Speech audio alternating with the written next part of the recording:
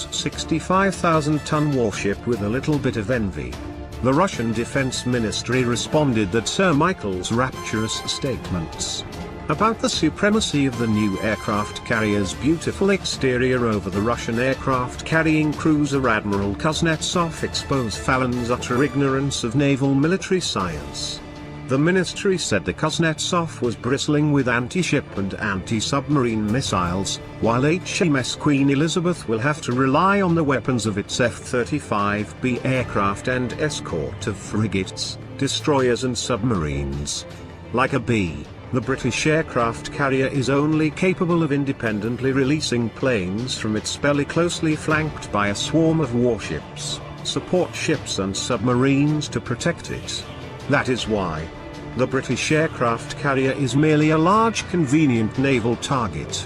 It is in the interests of the British Royal Navy not to show off the beauty of its aircraft carrier on the high seas any closer than a few hundred miles from its Russian distant relative, the ministry said.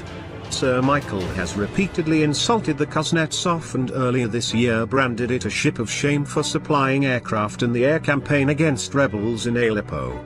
The Kuznetsov entered service in 1991 in the Soviet Union's dying days and is part of Russia's Northern Fleet near Murmansk. The Soviet-era carrier has been plagued by technical troubles and attracted some mockery on social media when it sailed through the Channel in October to support Bashar al-Assad's forces in Syria. Royal Navy sources said there was no intention of fitting missiles to HMS Queen Elizabeth, and it would be the role of escorts and jets to deliver firepower and protection in any future carrier group. The carrier began sea trials earlier this week and is not expected to be deployed on operations until 2021. HMS Queen Elizabeth has been escorted by two frigates, HMS Sutherland and HMS Iron Duke, for its first few days at sea after leaving Rosyth dockyard on Monday.